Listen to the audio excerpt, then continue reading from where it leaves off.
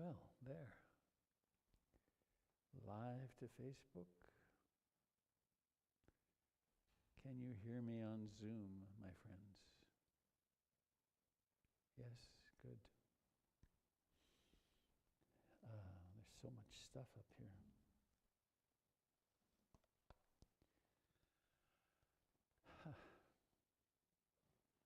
Good morning.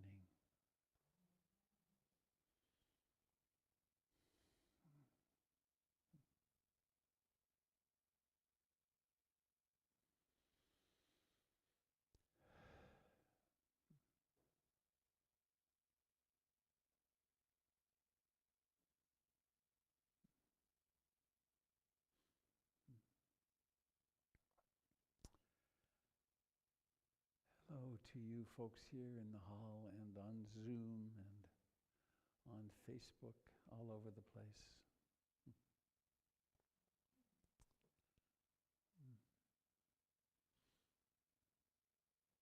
I like peering through these little Harry Potter windows. It looks like live people on the other end here. The music you heard just before, a few moments ago, was by Kimberly Ransom, one of our dear Dharma sisters who made the big leap on Wednesday night. She'd been sick for quite a long time, cancer, second time with cancer.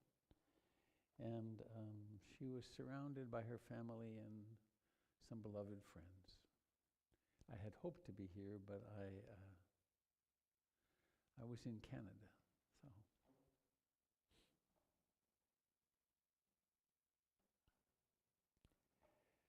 Such experiences are very sobering. It's like, wow, it's really true. It's really true that we die. And that makes it all the more poignant that while we're here, it behooves us to live fully. So coming to practice together is a wonderful way of kicking that potter's wheel another time to help us be more and more awake and sensitive and caring.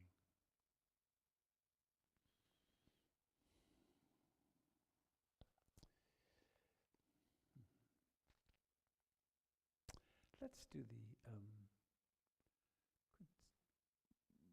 Karen, would you grab the loving kindness chant sheets? I think, oh, Charlene, there you are. Could you pass them out to the people that don't have them?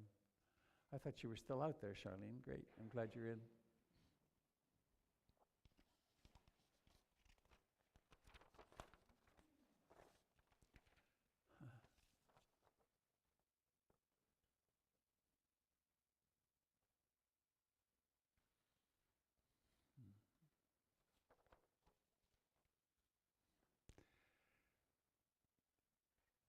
Perhaps the most beloved of the teachings of the Buddha, the Loving Kindness Sutra. We can hear them as just words or as a magical prayer, or we can hear them as advice of how to go through our lives, how to incline ourselves toward a happy life by cultivating loving thoughts and acting lovingly. So please join me as you wish. And it goes like this. I'll do the first line and then let's do it together. Now let us chant the Buddha's words on loving kindness. This is what should be done by one who is skilled in goodness and who knows the path of peace. Let them be able and upright, straightforward and gentle in speech, humble and not conceited, contented and easily satisfied, unburdened with duties, and frugal in their ways, peaceful and calm, and wise and skillful, not proud and demanding in nature. Let them not do the slightest thing that the wise would later reprove, wishing in gladness and in safety, may all beings be at ease, whatever living beings there may be, whether they are weak or strong, omitting none, the great or the mighty, medium, short, or small, the seen and the unseen, those living near and far away, those born and to be born. May all beings be at ease. Let none deceive another or despise any being in any state. Let none through anger or ill will wish harm upon another, even as a mother protects with her life her child, her only child, so with a boundless heart should one cherish all living beings, radiating kindness over the entire world, spreading upwards to the skies and downwards to the depths, outwards and unbounded, freed from hatred and ill will, whether standing or walking, seated or lying down, free from drowsiness. One should sustain this recollection. This is said to be the sublime abiding, by not holding fixed views, the pure-hearted one, having clarity of vision, being freed from all sense desires, is not born again into this world.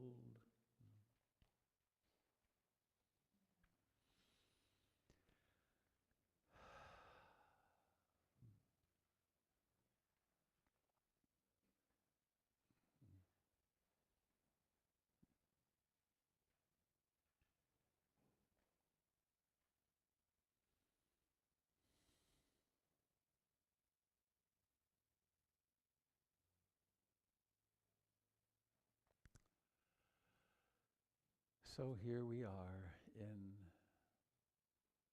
the only moment that ever is, right now.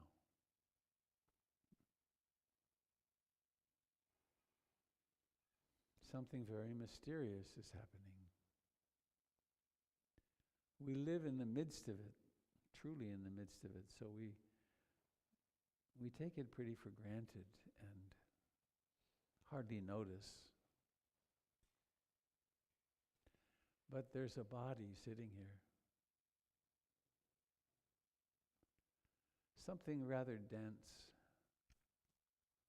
The physicists tell us it's still just a field of energy, but it feels pretty solid, doesn't it?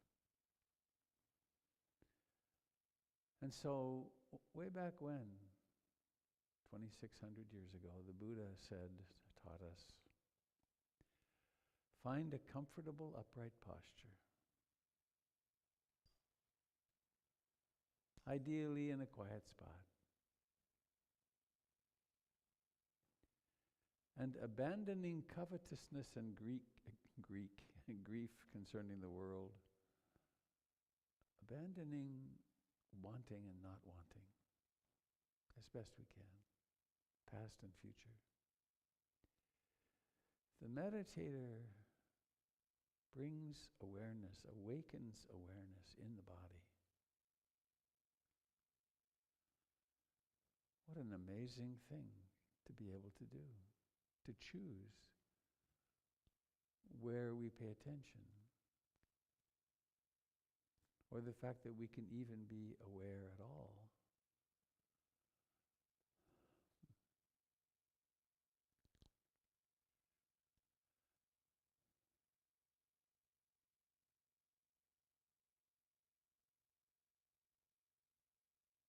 And so we come right here. We notice where the body makes contact with the chair.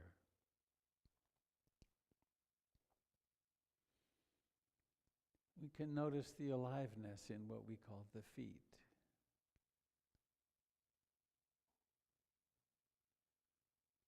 Aliveness in the hands and fingers.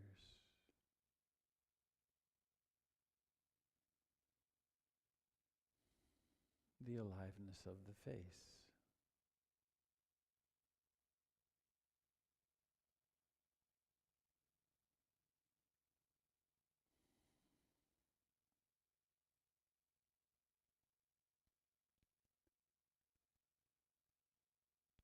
And there's something pretty dramatic that happens.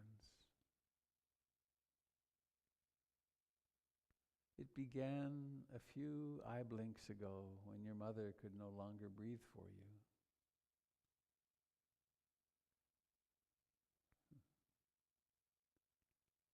It's a good reflection for Mother's Day. Every single one of us came into the world through the body of a woman. It's a very strange thing, this whole birth, living, death process. But there was a distinct moment when the umbilical cord had been clamped or cut, and carbon dioxide built up in your body,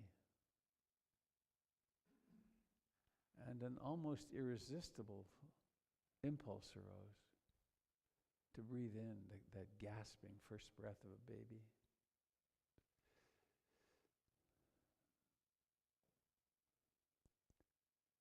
I saw my son, who's now 40, take his first gasping breath. He wasn't quite all the way out yet. And he was kind of bluish. And this pink line, this rush of pink came up from his feet and filled his head and face. It was quite stunning. Well, that happened for you and for me. There was a first breath, and we will go through our lifetime breathing in and breathing out until our last out-breath. It always begins on an in-breath and ends on an out-breath.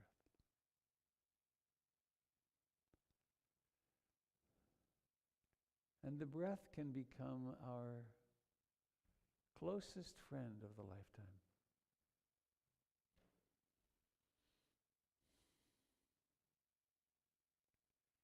And it has some very poignant characteristics.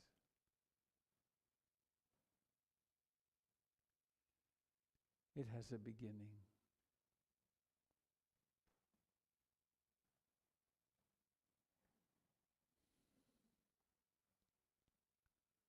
And we can notice this beginning.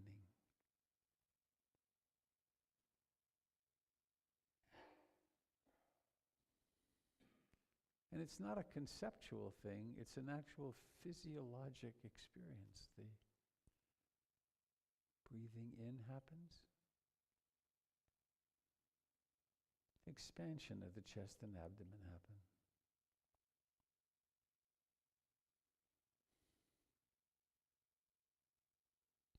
Breathing out happens. And before that, there's a moment of almost a pause. And then there's breathing out.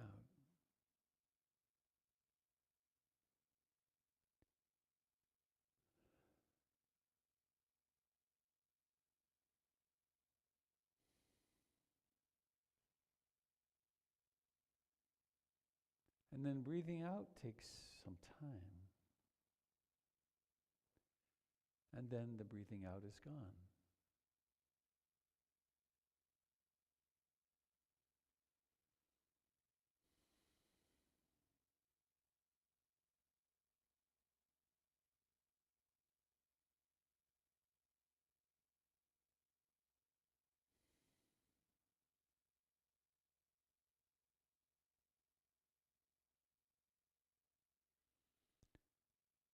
And then often, particularly as one grows quieter in meditation, there's a pause between breaths.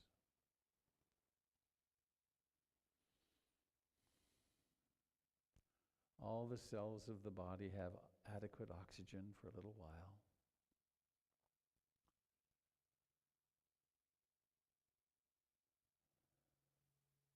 And then once again, breathing in begins.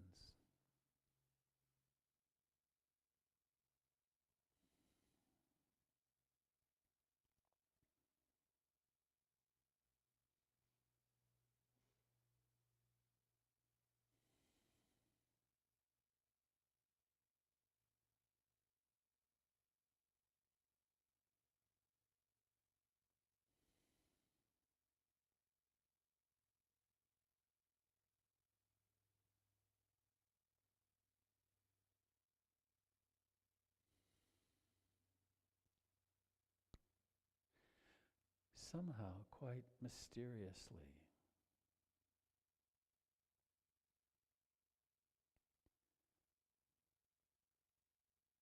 once we know what to do, we can somehow intend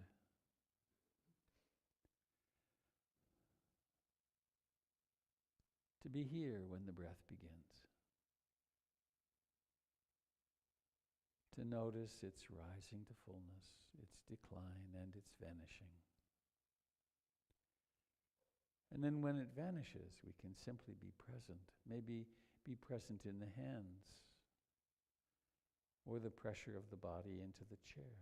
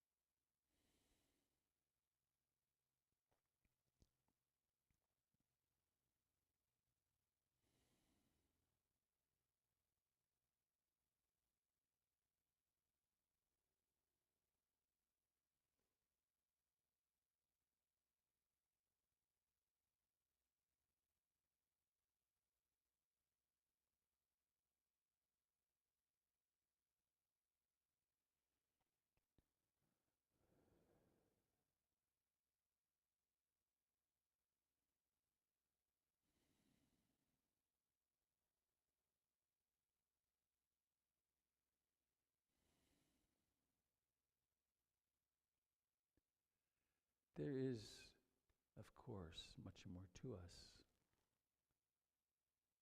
than the breath and then the body.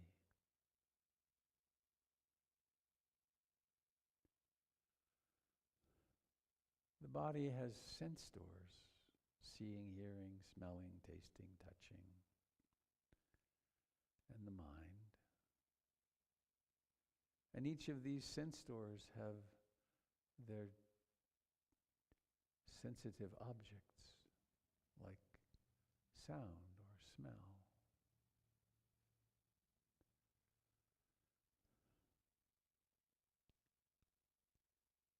These contacts create pleasant and unpleasant feelings. So we experience liking and disliking.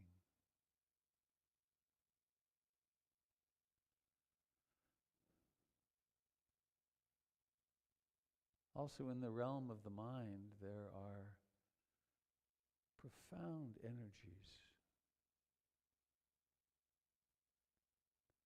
commonly called the Five Hindrances, but perhaps better called the five great energies that we convert into our awakening. You may discover your mind wanting something, wanting. It can be very subtle. I want this, I want that.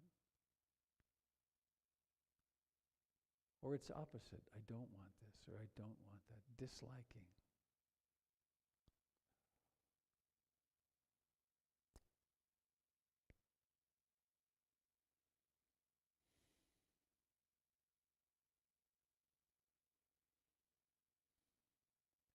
And there's a very popular one, restlessness, agitation, and worry, in which the mind jumps from one object to another.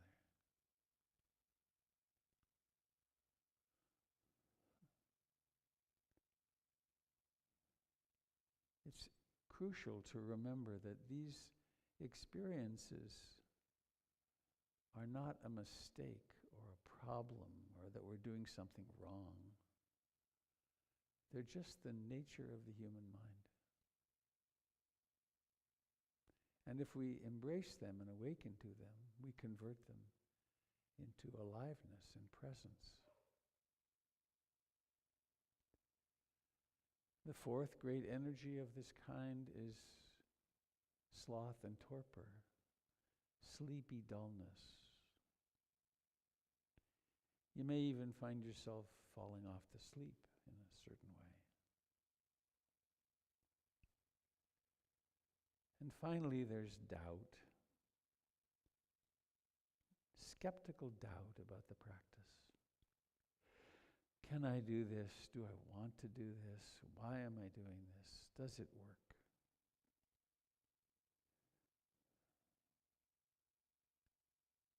And the primary methodology of working with these is simply to notice them, to wake up in the midst of them and then come back to breathing.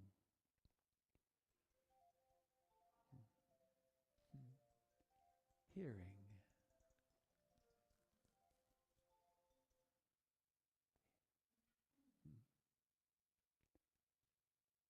Is hearing something like that a problem, or is it just sound? It sings the same truth as the breath, impermanence.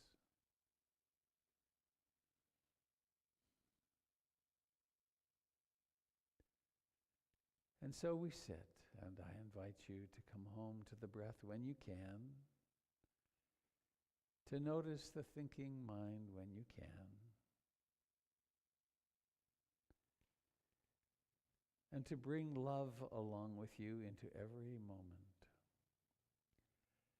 I aspire to love and accept myself exactly as I am in this moment. And we can be as intimate as we can be with the breath. We can get very close to it. And this makes everything else that happens quite a bit more visible.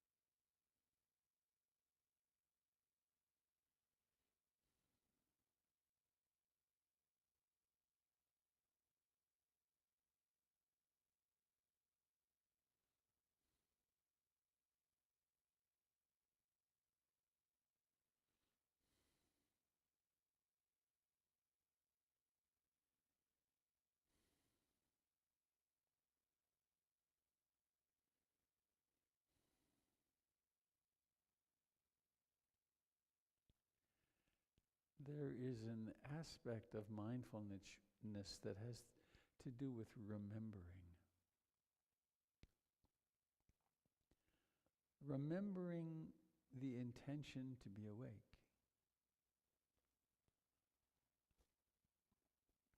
Remembering if the strategy we're practicing is using mindfulness of breathing, remembering to come home to the breath.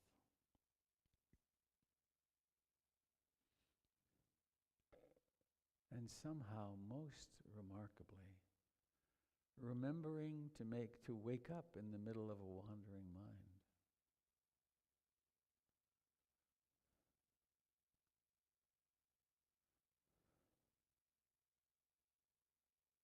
And every time that happens is a great miracle.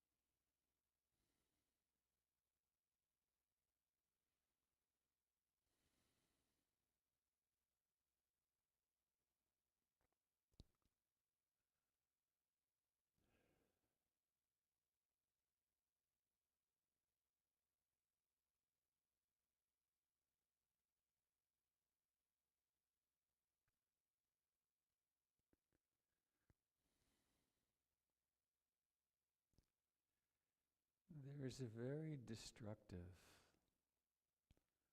belief or attitude, presumption,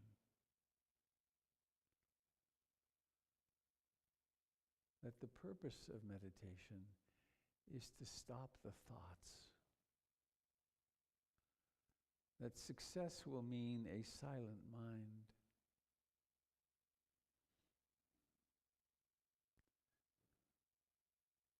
There are subsets of this belief that when I meditate properly, there will be no pain in the body, or there will be no anxiety or no fear.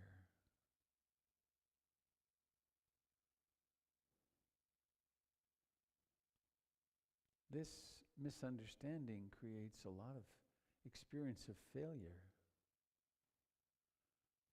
And then that can go into self-recrimination. What's wrong with me? Why can't I do this?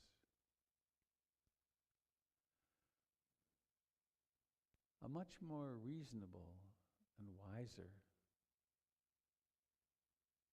fundamental belief is that my intention in being here with the meditation is to be conscious of what is. to be aware of what is, to be aware of reality.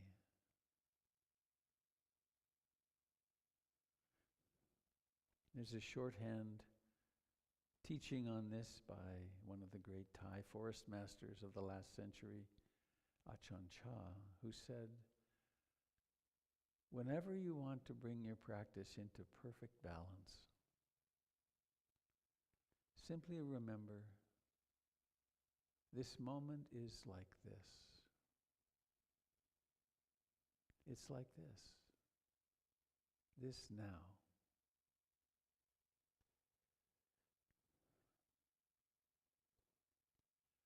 That might mean it's a moment when the mind is profoundly concentrated. It can become like a laser, bringing along with it some powerful bliss states and effortless concentration. Or there could be lots of restlessness. There could be strong emotions. There could be freaked out mind.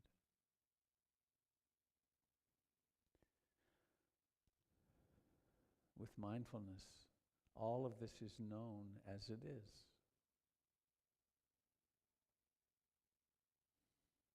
And when we can,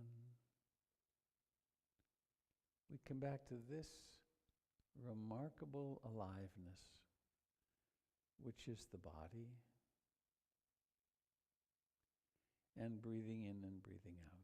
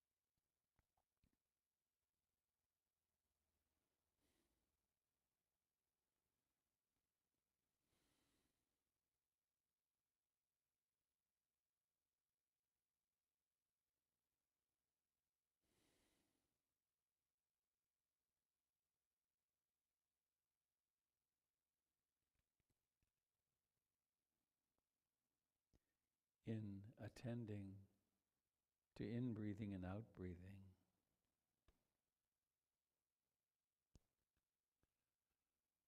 we can become increasingly intimate with the breath.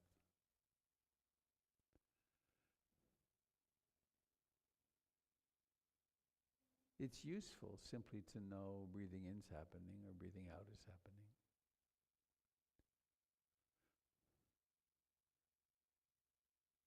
It's kind of like looking at the earth from one of those weather satellites 25,000 miles up. You can know something's happening, but we can zoom in, we can get closer and closer and actually notice the very first beginning of the breath. Even maybe before the body moves, there's a certain hunger or impulse. It's predictive of the beginning of the breath. And then there's the actual beginnings of the tissues and bones moving.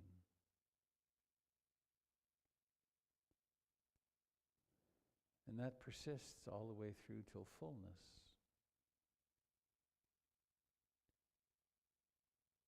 And then there's that moment when breathing out actually starts.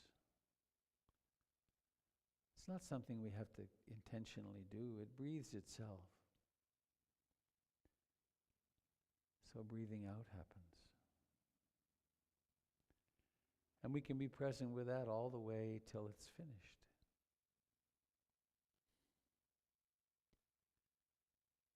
And in this process, we're increasingly attentive to the fact of its beginning and ending.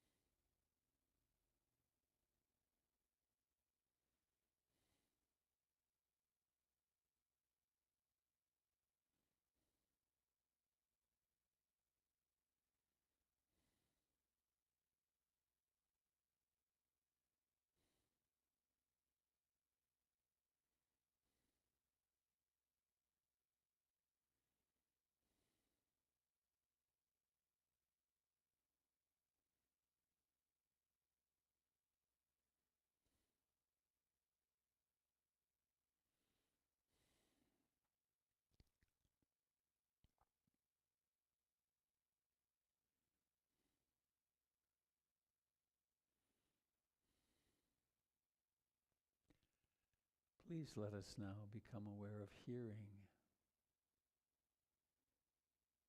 So we let sound become our training object.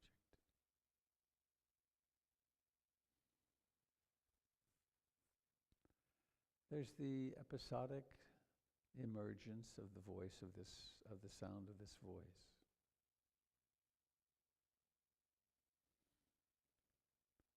There's other quiet sounds around us.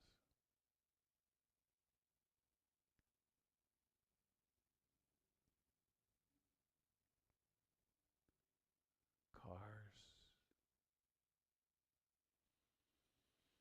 There's the ringing sound in our own ears, the sound of silence.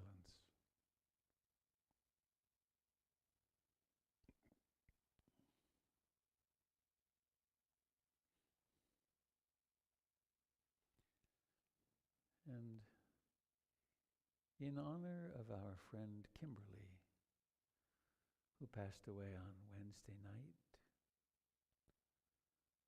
I'd like us to take as a hearing object one of her songs.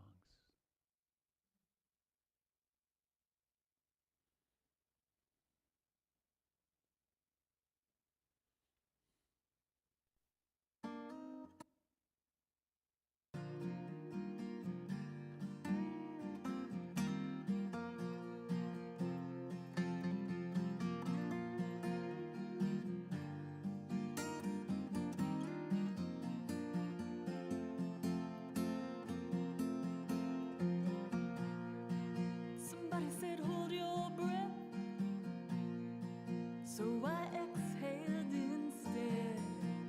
'Cause my life was always lived in reaction. Somebody said, keep your head down. So I started to look around. And at 18 I just kept on walking. Now I've finally found, after 10 long years of searching around, I finally found it's here and now. I'm standing on higher ground.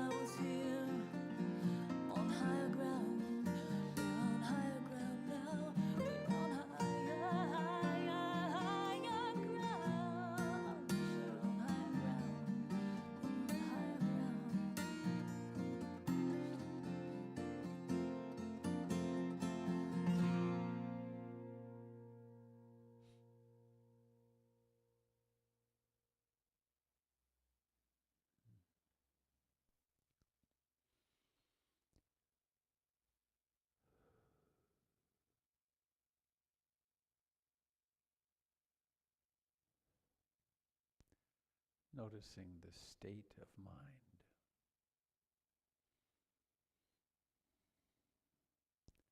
Noticing any emotional tone.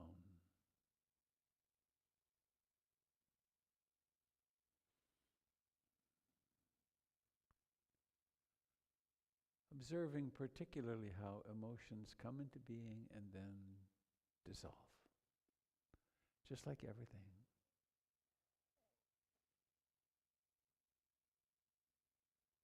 Just like everyone.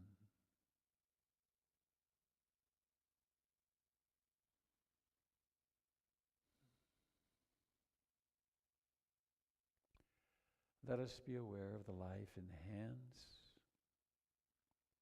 the fingers,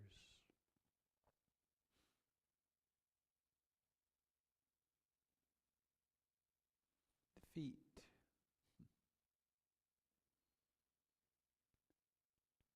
Let us notice the face, the cheeks and the lips, the jaw,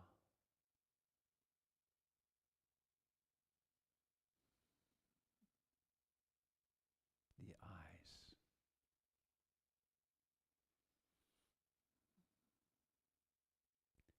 And the eyes exist as objects, as aliveness. In fact, we can roll them around inside their sockets a bit.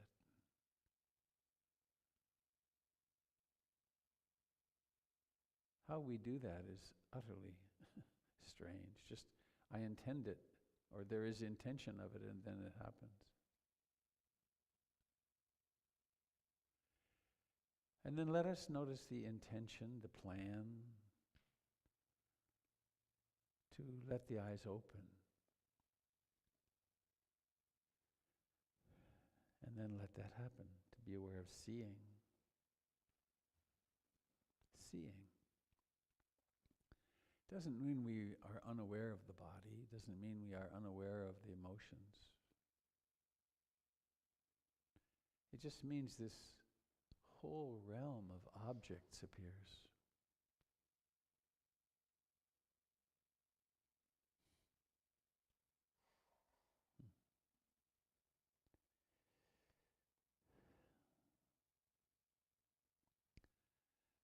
I have a few poems I want to read in honor of Kimberly and the teaching she offers us with her parting.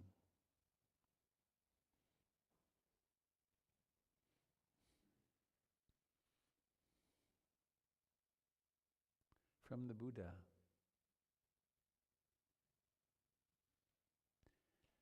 Thus should we look upon this changing world. All component things are impermanent. All component things are subject to dissolution. See all of this world as a star at dawn, a bubble in a stream, a flash of lightning in a summer cloud, a flickering lamp, a phantom, and a dream. Thus should we look upon this changing world. All component things are impermanent. All component things are subject to dissolution. See all of this world as a star at dawn, a bubble in a stream, a flash of lightning in a summer cloud, a flickering lamp, a phantom, and a dream.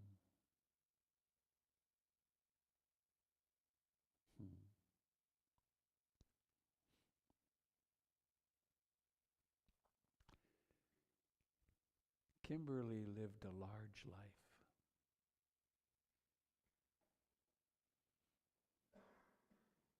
She had debilitating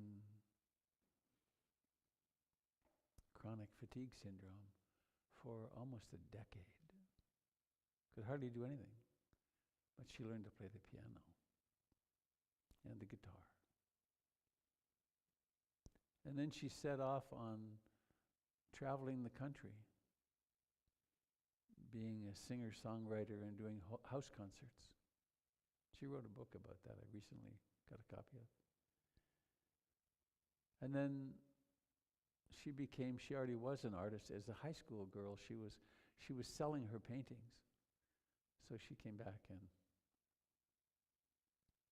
made a living in art, selling art.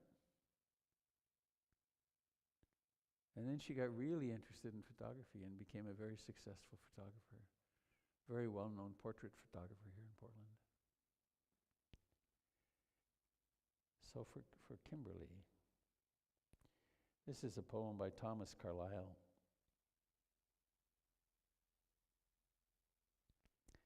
It's called Our Jeopardy.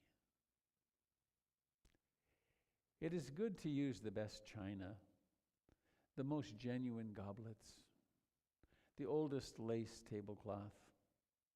There's a risk, of course, every time you use anything or anyone shares an inmost moment or a fragile cup of revelation.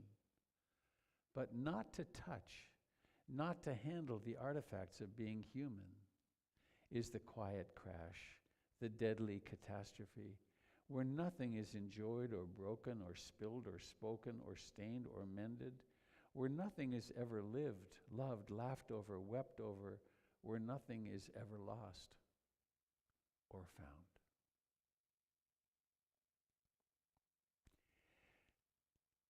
It is good to use the best china, the most genuine goblets, the oldest lace tablecloth. There's a risk, of course, every time you use anything or anyone shares an inmost moment or a fragile cup of revelation. But not to touch, not to handle the artifacts of being human is the quiet crash, the deadly catastrophe, where nothing is enjoyed or broken or spilled or spoken or stained or mended, where nothing is ever lived, loved, laughed over, wept over, where nothing is ever lost or found.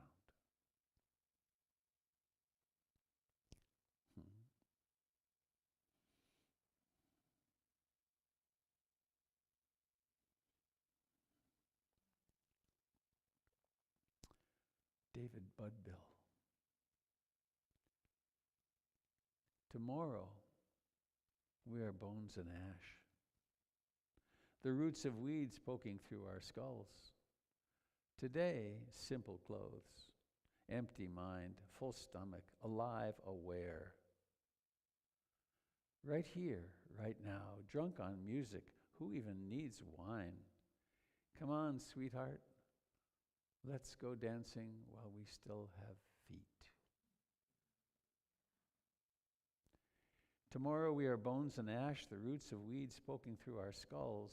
Today, simple clothes, empty mind, full stomach, alive, aware, right here, right now, drunk on music. Who even needs wine? Come on, sweetheart. Let's go dancing while we still have feet.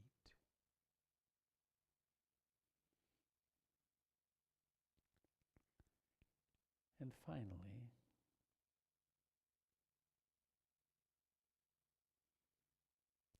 The Time of Our Lives by Tony Tacone.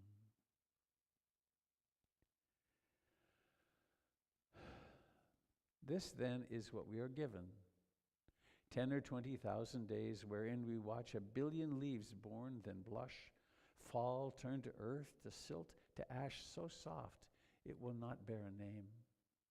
From this black dust we make our things, clothes, shelter, jewelry, fiction, stories in which we seek conclusion, our highest and most dangerous invention. For this culling of days, this harvest of dust gathers meaning only by our watching, our being, our sensation of what is forever being given, that our bodies are really only leaves seeking life. Lost, loved at last by the wind. Oh, I missed the bend. I'm going to do it again. Many years ago, I was with Robert Bly at a Mendocino men's conference with 120 other men, and he talked about the way one should read poetry, and he'd read it through. He'd sometimes read a poem 5 times, take 2 hours to go through a poem, but he would say, well, gets his voice. Well, now we know the bones of this poem. Let's hear the heart of it.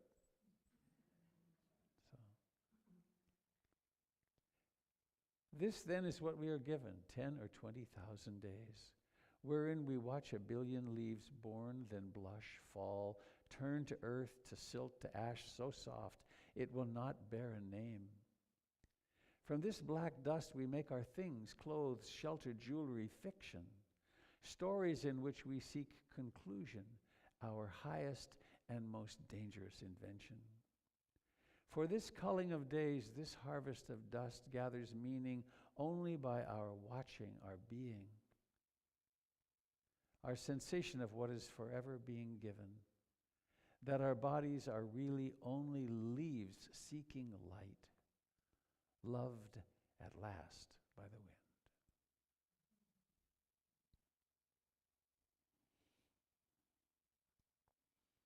So, Ya Fatah to Kimberly. May the path of your heart open before you.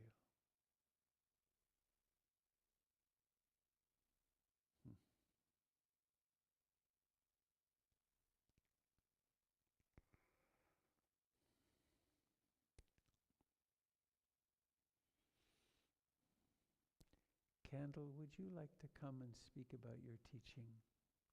And the easiest thing is just to take my seat, because then all the cameras are focused on the right spot.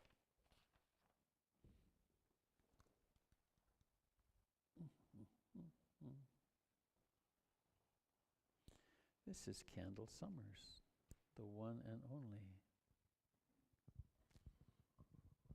Do sit though, because then. I'll sit. I'm looking. Good to see everybody. Now that my eyes are open, that was beautiful, Robert. Thank you. May she be liberated. Let's see who's on Zoom. Oh, I gotta go this way. Where's the camera? Over there? The Zoom camera is here. The Facebook and YouTube camera is here. So you're split. And the people are here. I know, it's weird. Wait. Those are real. Those are real. And those are real. That's true. It's very It's true. I'm glad that that is not turned on, the big television. Okay, who's in here? Hi. Oh, hi, Laura. Hi, Jamie.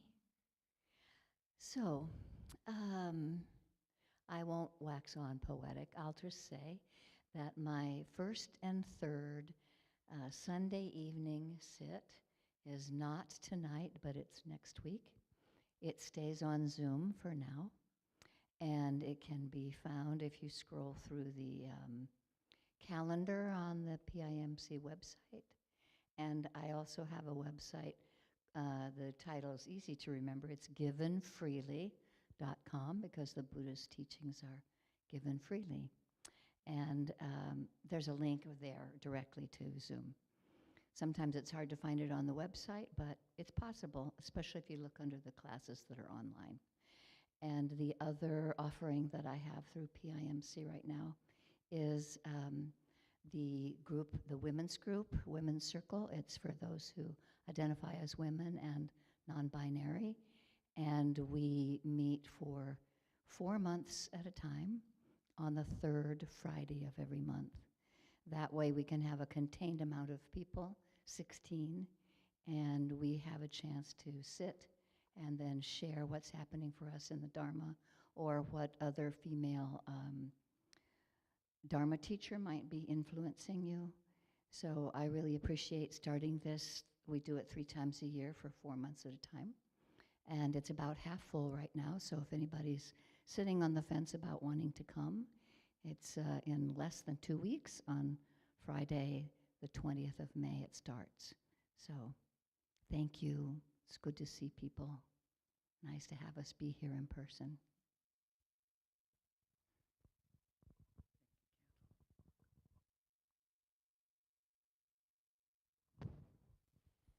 There we go.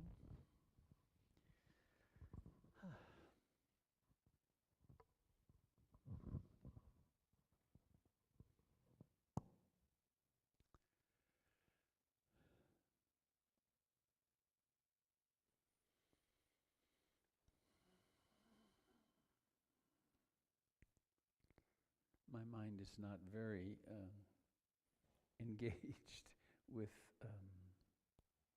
announcements at this moment. I guess I would like to say this, though. We had here yesterday a very lovely ceremony to honor Ron Nato and Anne Nato Campbell and Ron's widow, Elizabeth, who were profound donors who helped us do the major seismic work that we just did and getting the ramp ready and everything. So we had a very fine gathering for them with some music, and Jamie Flanagan did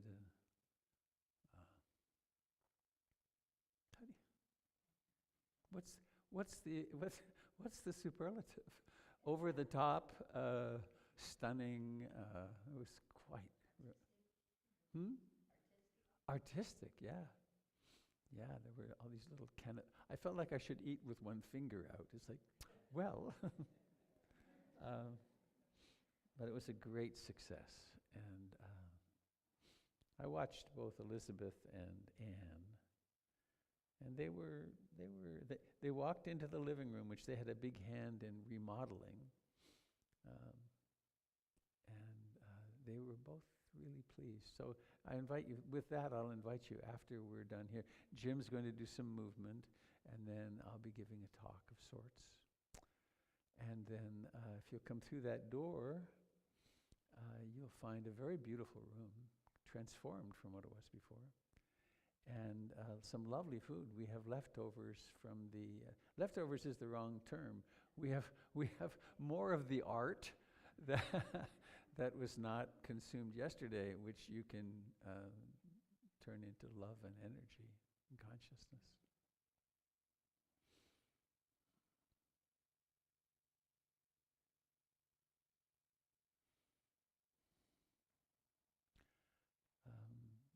Stay tuned. It won't be long.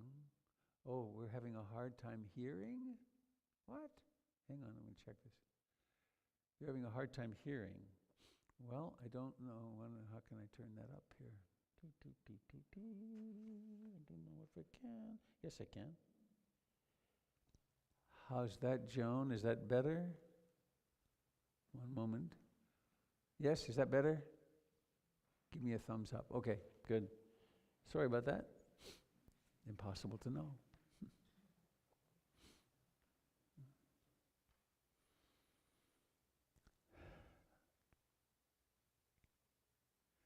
That provoked an intuition. Let me see if there's a thought behind it.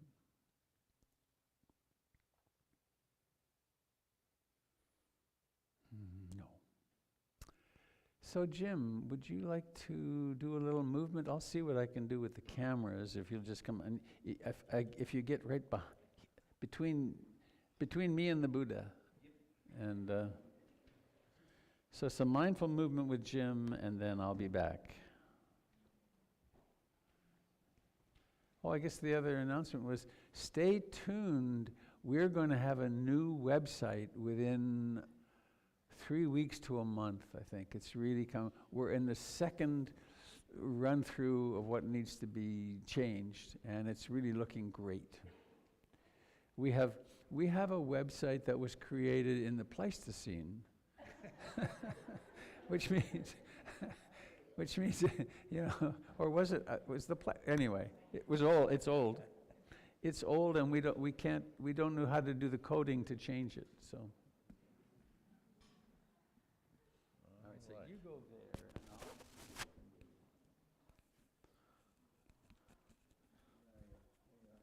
and All right. Get all these wires lined up and get our bones and ligaments lined up. I'm sort of over Robert's shoulder here. That's all right. I'll do a lot of work up here. All right. So the idea is to become aware of the intention to move, and then observe the movement, and then be aware of the awareness of movement. We got multiple focal points here. So let's just open your hand and stretch out and feel the engagement that it is required to keep your fingers apart. And then relax. And you're still aware of the same hand, the same arm, but without that engagement, it has a different quality. There's a feeling quality. And you could do the same thing, palm up, bring the fingers into the palm and wrap the thumb around and feel the engagement, and then release. And just accept the life in the hands with no effort. And then reach across with the other hand and touch your arm someplace, just the lower part of your arm. So we have movement with intention and touching. And the touching, is the touching in the arm or is the touching in the fingers? Or both, or neither, or what in the world's going on? It's a mysterious connection, but it's definitely an external feeling in the arm when it gets touched by the fingers. But then we can relax the arms and then bring our attention to the same spot on that same arm and bring the attention to that spot. And there's no external touch, but there's the intention to engage with that part of your arm. And we call that interoception. We know when that part of the arm is under the lens of awareness. It's the same thing with reaching across and then coming back. We know where this moving hand exists in relation to the whole body because of interoception. We're not reaching over and touching anything, but the entire body is responding to our intention to move, to pause, to move, to pause. The interoception continues whatever position we're in. We have this sense of this body, and we can also have a sense of where the weight is, because that pulls the weight over one foot when we intend to reach. When we intend to come back and rest, both feet are pretty much the same. We intend to reach. There's an inside we know that there's a change. And then back, pause, balance. Reach. Knowing it. Releasing. Balancing.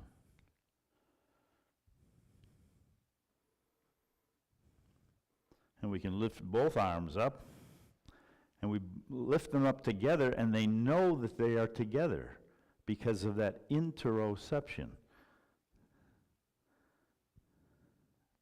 Releasing down together, releasing up together, and aware of the connection between the two hands, between the two wrists, elbows. The shoulders are doing their independent thing, but they're doing it together.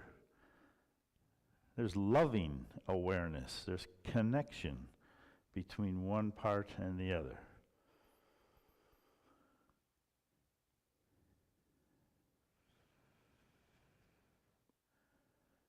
And then we can just lift one hand and let it drop, and as it's dropping, lift the other.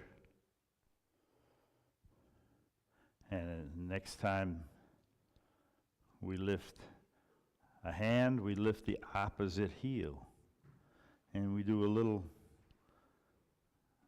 walking in place. And again, we know that the heel is lifting at the same rate as the hand is lifting. How do we know that? It's not external feeling, it's an internal feeling. It's real subtle. And we live with it all the time, but we don't always take time to appreciate it. And we can pause, come back to balance, and we know we're balanced. The mind quickly compares left hand, left knee, left toes, right toes. Stepping out, we can press and open. And that inner subtle sense of feeling of the same speed, the same effort. There's no real strong engagement in the hands or the arms. It's just a feeling inside, a subtle feeling. Coming back to center, there's a balance, and we know it.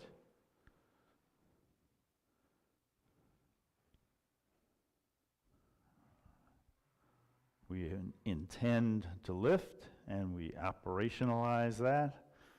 We intend to step and press and open. Almost effortlessly. You know, a certain amount of effort's required, but it's not stressful at all. The body appreciates that kind of intention to massage the joints,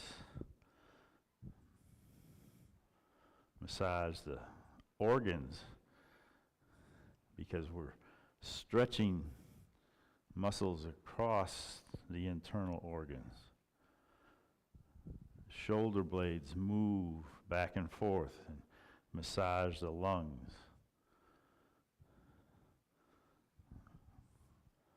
Come back to the center. Feel the balance.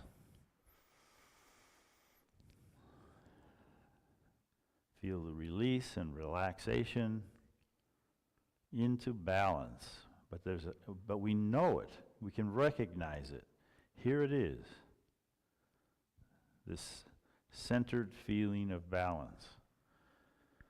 And then if we intend to engage, there's a reaching out and reaching up, and then relaxing and sinking down. Lifting and knowing, releasing down, and knowing it.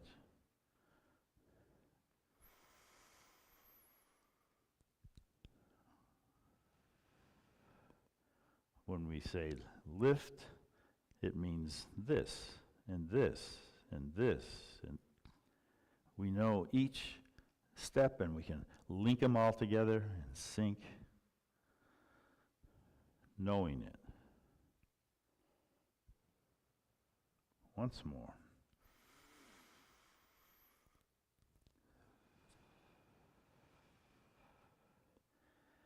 And I'd like to invite you to the Qigong Workshop that'll be here on the 21st of this month. And it's always on the third Saturday of the month from 9 to 1. So you're welcome to come and sit quietly with us and listen to some poetry. And then exploring this inner knowing of the movement of the whole body. Thank you very much.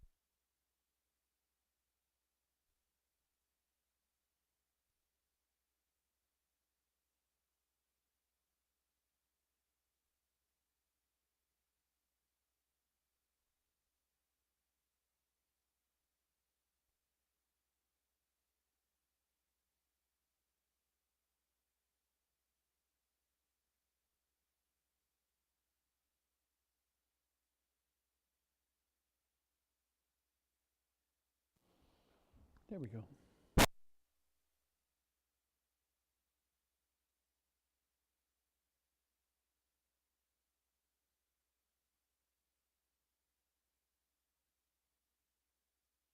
That's a frightening sound, isn't it? Is it this wire? I don't know. I'm very tentative now.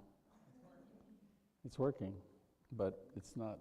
No, I don't know. I don't know why it does that sometimes. Perhaps it's like the Zen master with the Kiyosaku who comes around and goes whack on your shoulder to wake you up.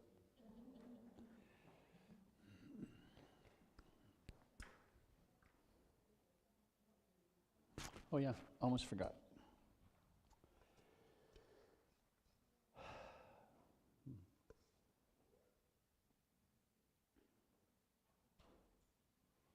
Still working.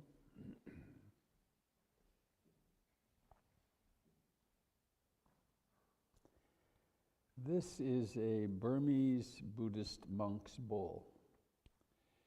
It was my bowl when I was, for 1 week, in Rangoon with Tangpulu Sayadaw, a very famous old master at the time. He did something very odd when I left.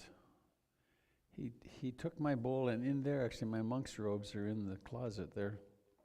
And he said, "Here, take this with you." He didn't say it. I mean, he everything I heard from him was through a translator. And let me tell you, that gets to be a royal pain. I would speak to the translator and I'd ask a specific question. Here's my chance to talk to the great master. And the translator would talk for 5 minutes. And then Tangpulu Sayadaw would speak for maybe 1.5 minutes. And then the translator would talk for 2 or 3 minutes or 4 minutes. I had no idea whether my message was getting. And sometimes the responses were, well, it was like being married. Where you say one thing and the response is not to the thing you said, and then you respond to that. It was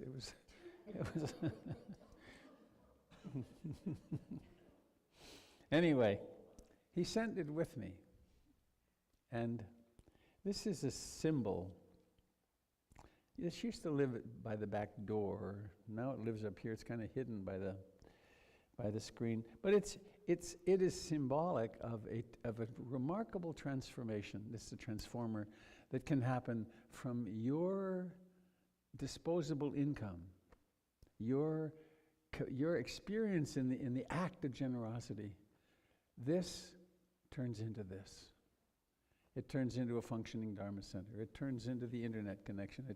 It turns into some pay for the teachers. It turns into turns into the plumbers when they come, and the electricians, and all that stuff.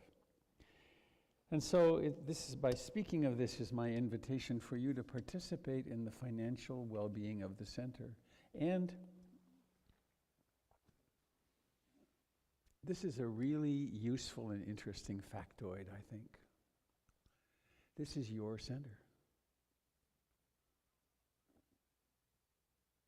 You own it because it's a non-profit organization. I don't own it. And when you contribute to it, you're taking care of, NPR would say, you're taking care of your responsibility. If you're listening to the program, you can then contribute your part. There are many other ways to contribute. Among them is volunteering. And I guess the biggest way you contribute is by participating, by coming to practice and coming on Zoom to practice. And we've done a pretty remarkable thing here. It's now,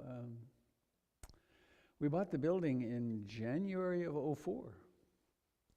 And we pulled off something pretty fantastic then. The price of the building was $450,000.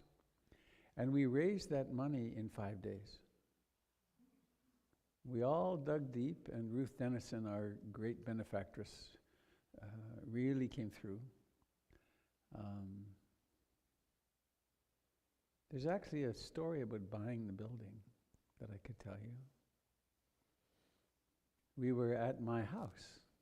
Oh, we made a full price offer, and I will not use the usual expletive I use for the realtor, but he was not a nice person. And when we came, there was a Russian church with maybe 15 or 20 people. They came at the same time.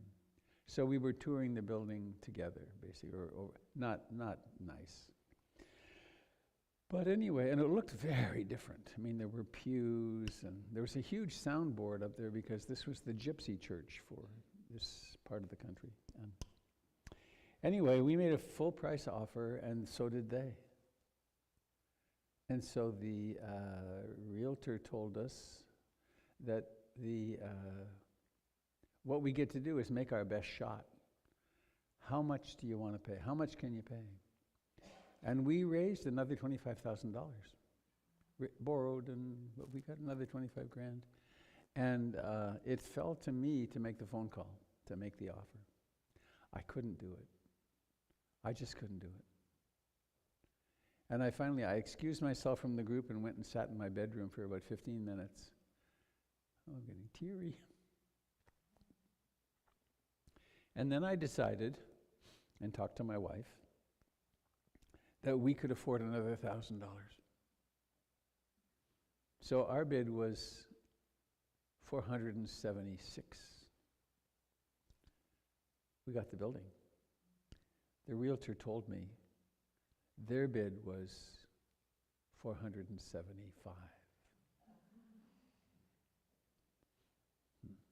So we were very blessed. So this is your invitation to participate in this way. And you can go on the website. It's easy enough to find the donate button there.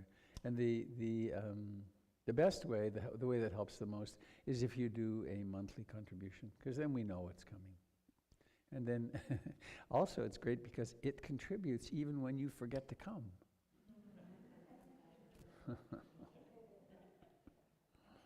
So, and there's one other piece which is very foundational, which is a spiritual life is like a three-legged stool. It's really good. It's essential to clean up our moral and ethical behavior so we're not leaving wreckage behind us.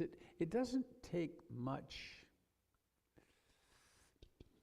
unskillful behavior where we're hurting someone or taking something inappropriately. It doesn't take much of that before the mind simply will not calm down because we're so anxious. Right? So cleaning up our moral and ethical behavior is important. Training the heart-mind, doing the meditation, is really important. And this third leg of the stool, back here, is the practice of generosity. Isn't that interesting? It's the practice of, this is not kingly giving, I would say, what I'm about to offer, but notice your experience when I take this pen, which I actually requested to have at the place where I had my carpal tunnel surgery, the doctor's office. But I always ask, even if there's a jar of them, I say, can I have one? And so I can say this, ready? Feel what happens inside? This is mine. Feel the wall go up? I mean, it's like a huge iceberg between us. As opposed to, well, I am the custodian of this. If you need it, it's yours. Suddenly, oh, we're together. So there's so many ways we can do that in our lives, practicing generosity. Please. Oh, thank you. And the actual factor, this lives right here. It lives right there. If you had cash in your wallet, you could put it in there. We actually have an iPad that is not functioning at this point. But that's an excellent. You can also write checks to portlandinsight.org. You can contribute. Something that we have been very remiss in.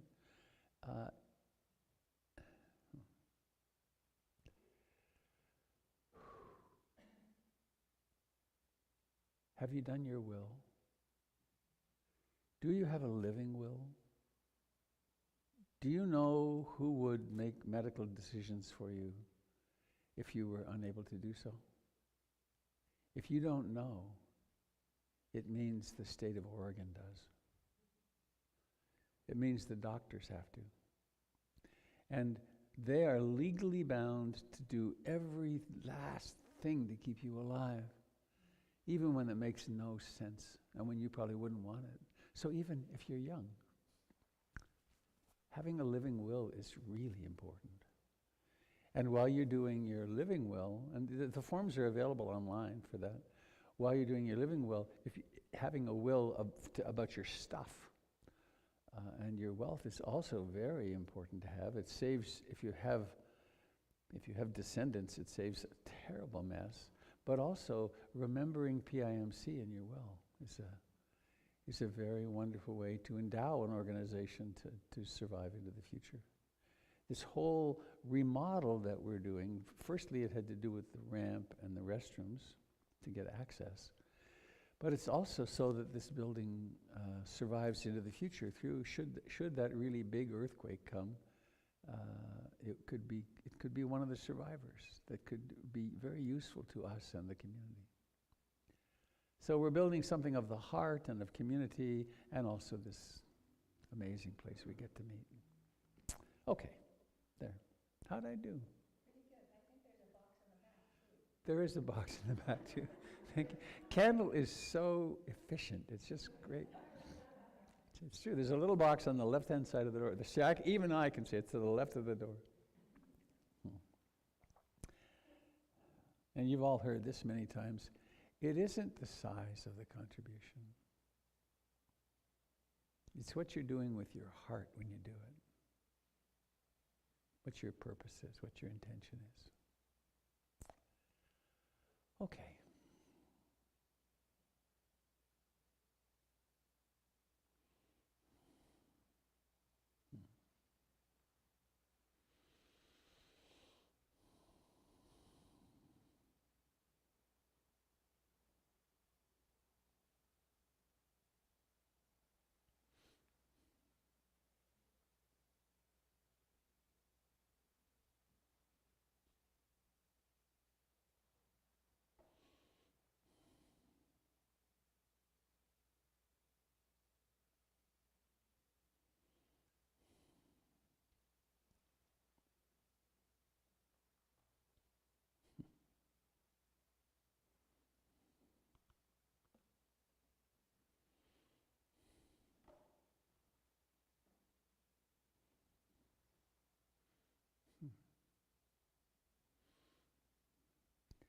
I'd like to talk about your mother.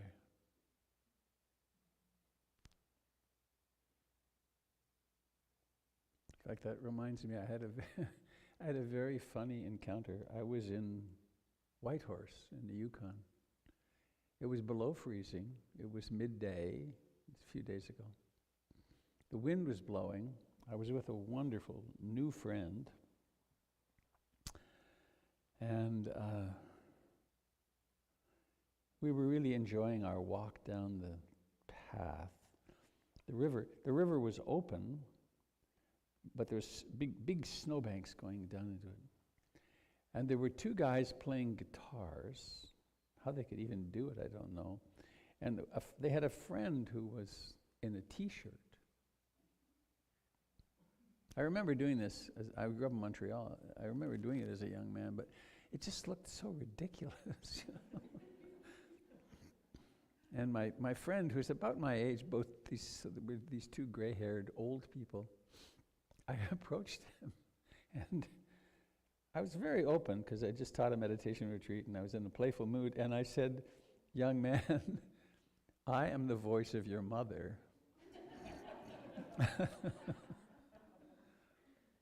Why are you not wearing a coat? And he laughed. He was kind of speedy. He might have been on speed or something, but he said, "I don't need it. I feel fine." And then I said, "Well, you may catch a cold if you don't put a coat on." And my friend said, "No, Robert. It's only if he gets his feet wet that he'll catch a cold." And much laughter was experienced by all. It was a very sweet encounter. but this is the voice of your mother. How many of you have mothers who are still alive? A bunch.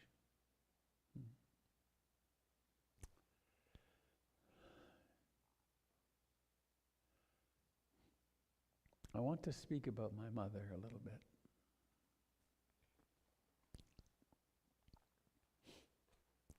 My mother was called Eleonore Beatrice Morin. Isn't that elegant? Eleonore Beatrice Morin, French-Canadian. She was born into poverty, French-Canadian poverty, in a place called Blind River in Ontario. When she was 6, her mother died in childbirth. And she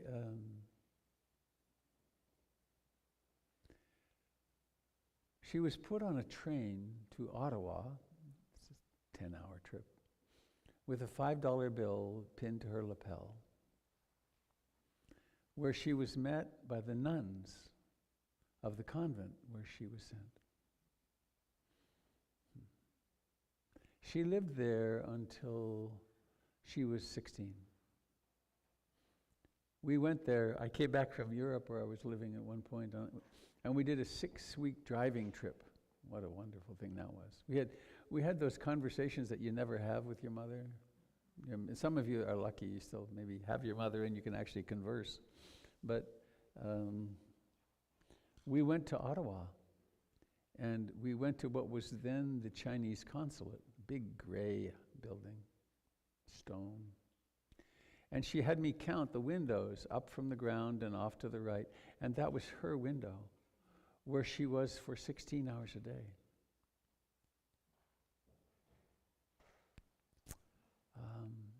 All my life, whenever I came home as a young person, younger even, as a teenager, I'd bicycle into the driveway and my mother would be sitting at the window. That was her position in the world. She lived at the window. And she was agoraphobic, very afraid to go out of the house. And I was raised actually to be her eyes and ears out on the planet, to be her living. She kind of lived through me, which was actually a very big problem and took a lot of work, certainly, I guess even at her end, to become free of that. When she was 16, it was the Depression,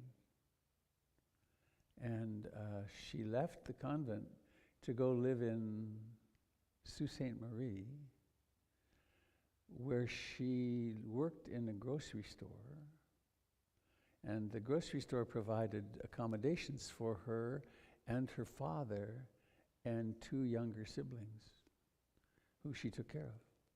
Her father was a very late-stage alcoholic at that point.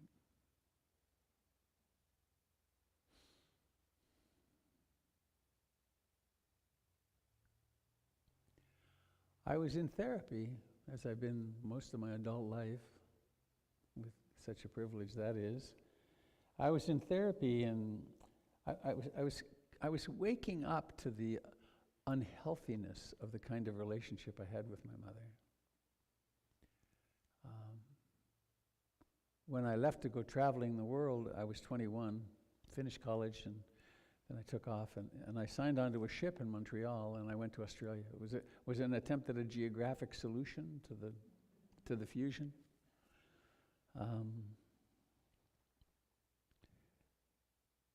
But I was in therapy with a wonderful person, and I was really complaining about my mother, about how she was so cold.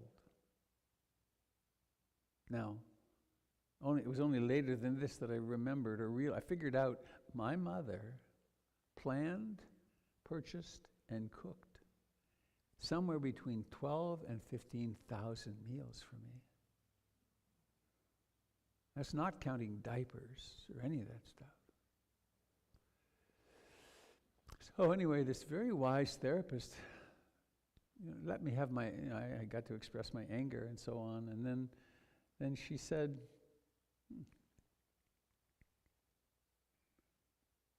maybe she did okay, given where she grew up.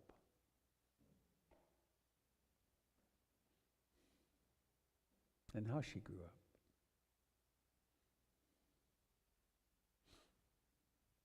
Because the nuns are not reputed to be warm and fuzzy. So, my mom died, I'm not sure how many years now, 18, maybe 20 years ago.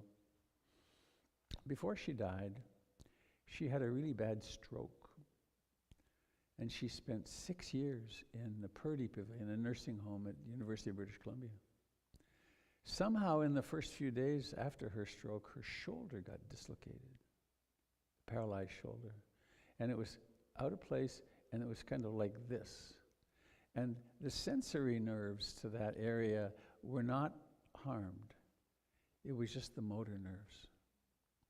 So she could not release that arm. And it was in constant spasm, 6 years.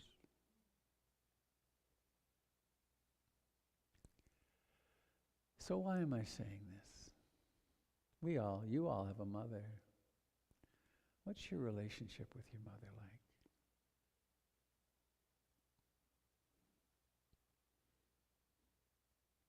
There's a for me, I'm going to do a brief guided meditation. I want to be sure I have to save time. But in that meditation, you'll notice that I use a very particular choice of terms. And that is that I will refer to that person as the person who in this lifetime played the role of your mother. Because when it's your mother, that's got the child-parent dynamic really strong. When it's the person who in this lifetime played the role of your mother, they become a person. And it becomes possible to be compassionate with them.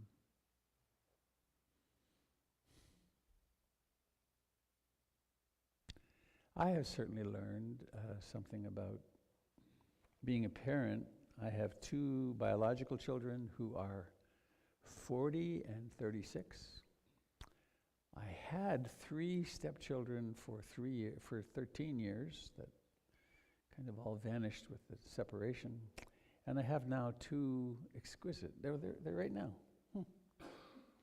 They're at a memory care facility right now with my wife Jennifer, visiting her mother who is in memory care. They're having brunch. And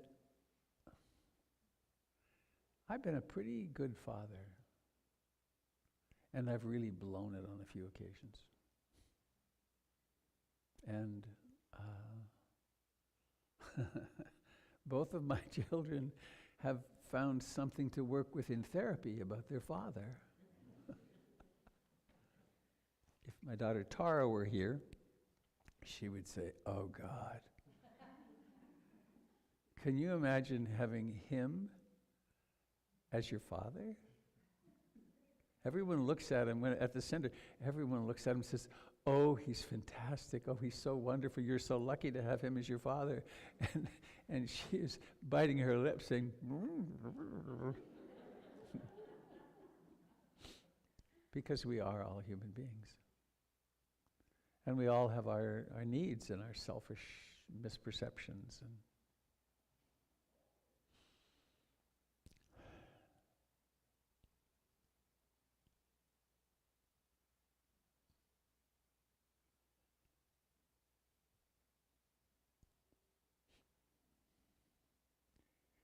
we all have a story. The story we tell, if someone, it's like our elevator pitch on why I'm as neurotic as I am. It's because my father was like this, my mother was like that, my father died, or this or that or the other. Well, I had a really useful My story is vastly less important to me now. I've done a lot of work on it, so most of the trauma has been really aired out. But there's still this residual story. And it may have happened, or it could have all been planted in my mind a few weeks ago, and I believe it's real. I say that jokingly, but it's an interesting thing. The past is very malleable. And the more we learn to live in the present moment, then the more forgiving we can be about the past. But the story I held for a long, long time was that I was unwanted. There's truth to that, I think. I was unwanted, but whatever the case, when I was born, my mother was sick, and she went home, and she had other children to take care of. She went home, and I stayed in the hospital for 5 days. And so there was this abandonment and neglect thing that I've worked on a lot through my life. But there was also a belief that my mother didn't really love me. Not really. Because otherwise, how could she have left me in the hospital? Blah, blah, blah. But then not so many years ago, maybe 10, my sister told me an additional piece to the story, which was, I may get weepy with this, when you came home from the hospital,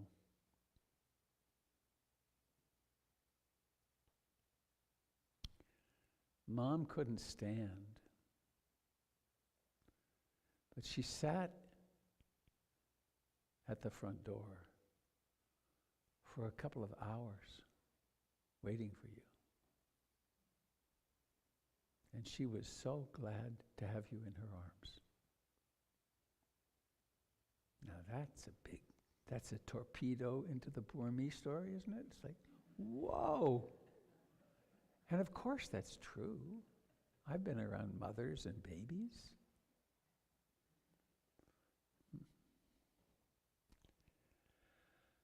So let's do a little guided meditation, okay? Please find a way to be comfortably upright.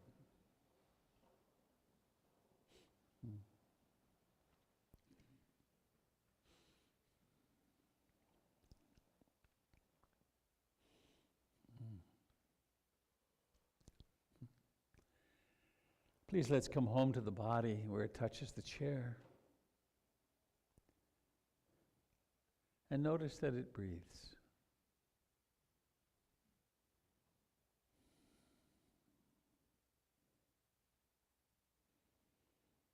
And notice how remarkably alive you are. Tingling feet, hands, legs, face.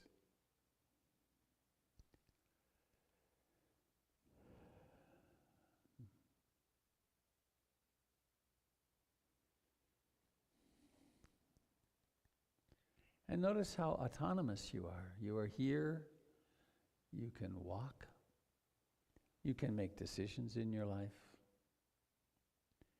You are no longer a child. You still have your child energies, no doubt, and child memories and so on, but you're actually an adult.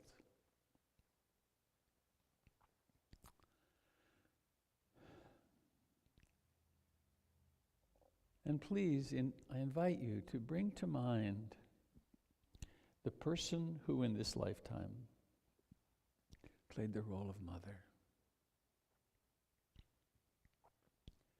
Now this might be a sweet idea, a sweet experience.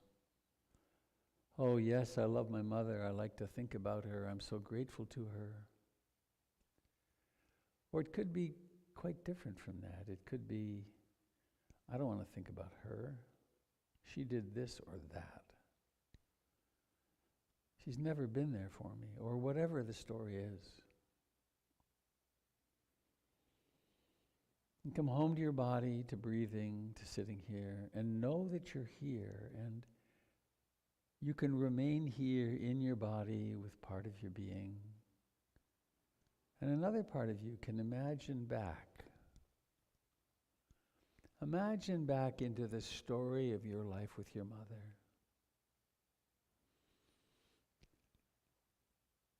remember the story about your birth. There always is one.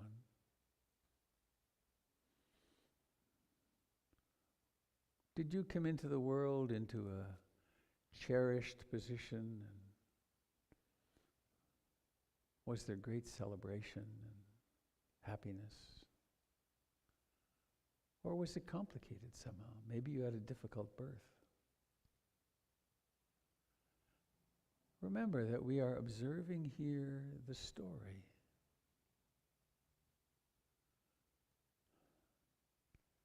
Touch into the attitude about your birth.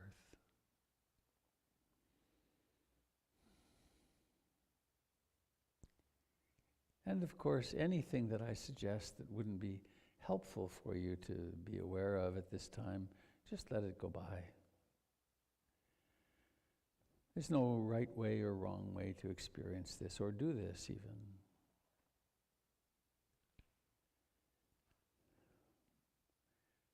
And remember the memory that you have, the thoughts that you have about your mother as you came into the world, as you went through infancy and childhood.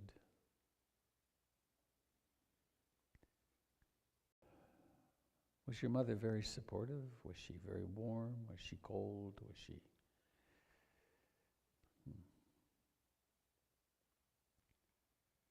Remembering how you remember it. And then older, as you were a teenager.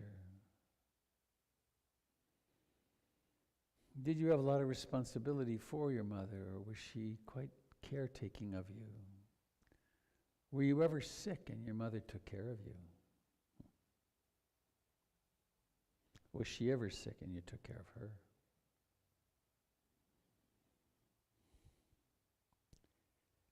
And remembering this is the person who in this lifetime played the role of your mother.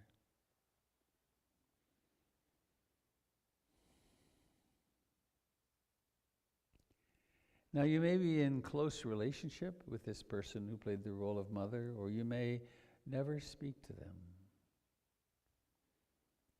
This journey of inwardness isn't about doing anything you don't really want to do. It's just about opening the door to the fact of these images and stories about this person who played this role, this challenging role.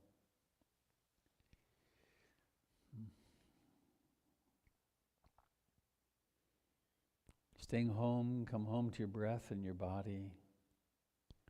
And notice how it is to have images in the mind and memories in the mind. And we can even go back in time in the mind and notice this relationship you've had with this person.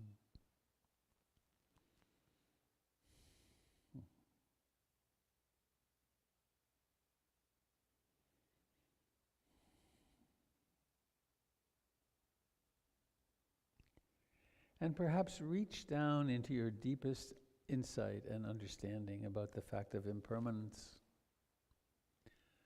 That your every thought, that your every sensation in the body, your every memory, it's all impermanent.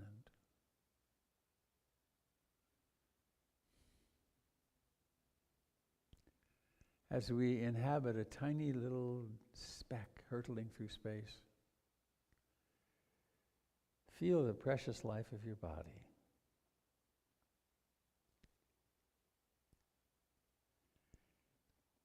And if there's anything that you hold a grudge against this person who played the role of your mother for, anything that apparently or believedly happened in the past that you just won't forgive her for, or maybe think you can't, and just consider the possibility that maybe you can hold the whole story differently, lightly, more lightly. It doesn't mean you'd ever contact this person again or change anything about that, but what you can do is set your own heart free.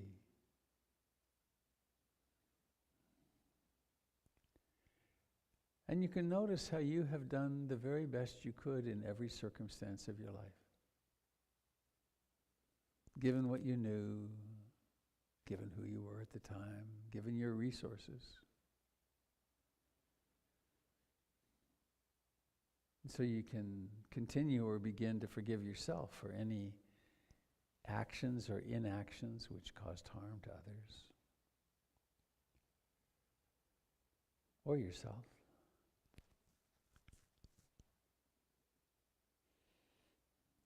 And maybe if it feels safe, you could have a little inner conversation now or later, or maybe in your dreams tonight. You could have a conversation with this person in your heart who played the role of mother. What is there you really need to tell her?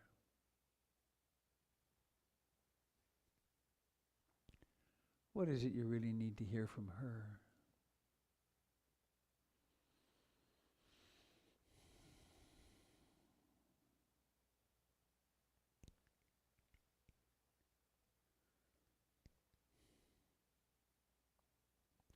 And there's a word we use which is a little tricky because it's got religious overtones, but there's the word forgiveness. And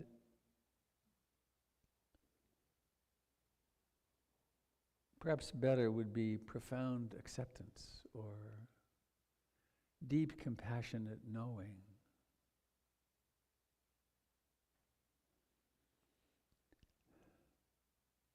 And so you might contemplate, what would it be? How would it be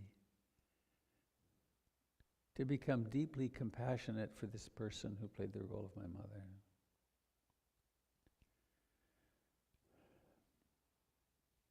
It doesn't mean we would go into denial about any failures or any violence even. But it would mean that you could relax your own heart.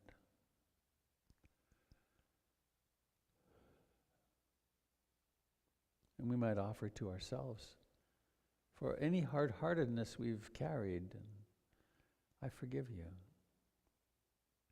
To yourself, I forgive you. I know you've always done the best you could. You've always done the best you could.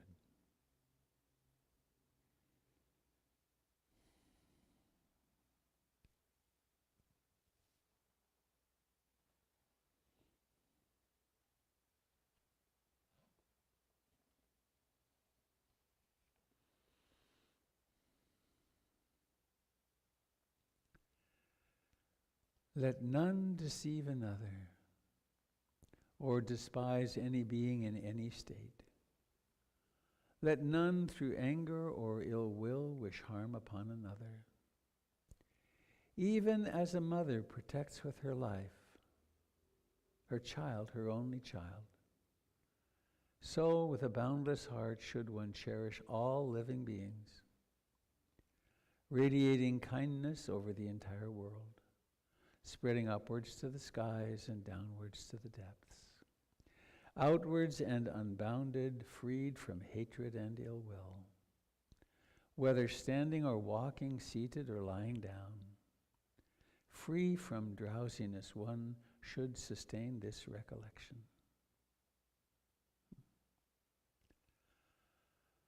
Let us remember this person who in this lifetime played the role of mother. Wish her well. May you be happy. May you be free from fear and danger. May you live with ease and grace. If she is still alive, may you die well. May you look back on your life and see the generosity and kindness and loving before anything else.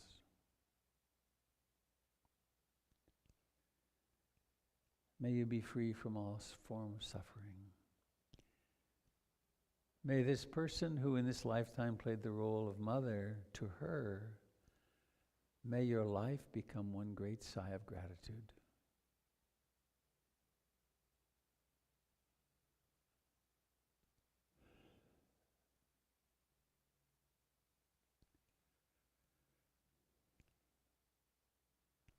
And so inviting this person to reside in your heart, or inviting them to go to the place where they usually belong in the rooms of your psyche.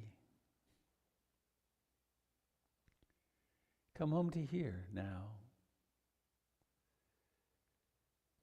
where this person who in this lifetime played the role of mother is actually not, because here is where you are. And here's the moment of this breath, of these alive hands, of this face.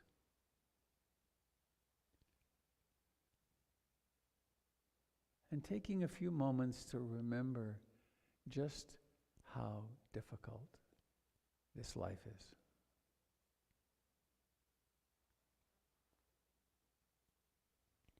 And having compassion for yourself.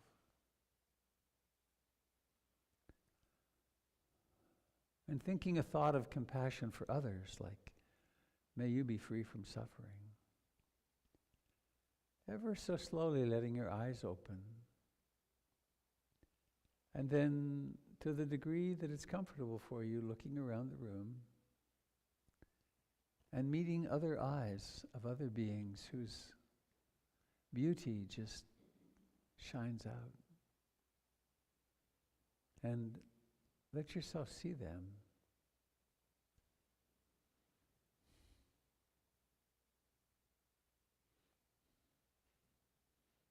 It's not work, and we don't need to make anything happen in the other person. But there's a line in a Mary Oliver poem, Wild Geese. Tell me about despair, yours, and I will tell you mine. Meanwhile, the wild geese, high in the clear blue air, are headed home again, calling out wild and something, announcing over and over again your place in the family of things. Over and over and over, your place in the family of things.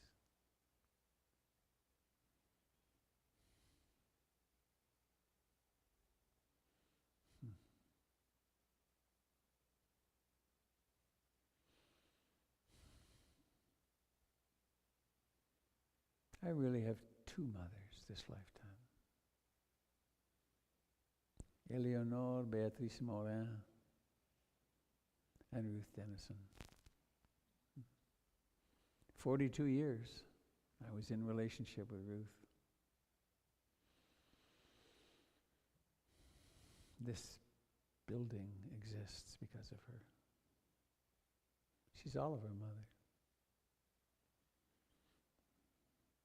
She was a really beautiful young woman in Prussia at the end of the war when the Russians came in. And she was very badly abused. I mean, just imagine the worst abuse a woman could go through for months in a camp.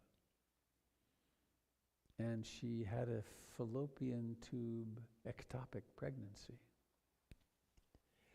So she was never able to have a child. And she wanted babies. She was a kindergarten teacher. And so that became all of us. She devoted her life to all of us. So let us end with the chant that Ruth always ended things with. The words are Bhavatu Sabe Mangalam. May all beings receive all blessings. It's a nice wish, isn't it? May all beings receive all good things. The blessings of the Dharma, the blessings of compassion and forgiveness. Bhavatu Sabe Mangalam, and then Sadhu, which means may it be thus. It's kind of like the Buddhist Amen. And we do that 3 times too. So please join me if you wish. Bhavatu Sabe Mangalam. Bhavatu Sabe Mangalam Bhavatu. Sabe Mangalam. Sadhu, sadhu, sadhu.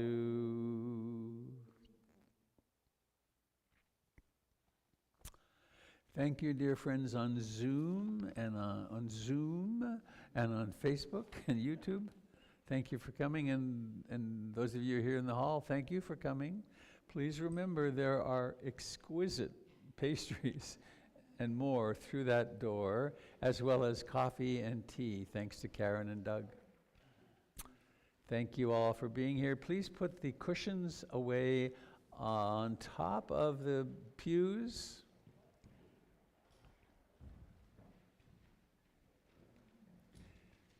And actually, let's pile up the red chairs as best we can. Goodbye, friends. See you later. Oh, Frank, hello. Hello in Germany. I won't be able to hear you. I don't have sound from Zoom. That was a wonderful prospectus you sent. I've been meaning to write you. The paper. Let's connect soon, okay? Goodbye, Mish and Roseanne and Denise and Sherry and I'm not sure who that is. No name. Francesca and Jamie. I know you're there, Jamie, and Lisa. All right. I hope your dogs are being nice to you today, Roseanne. Bye. Thank you. Close this end meeting. Boom, there's that.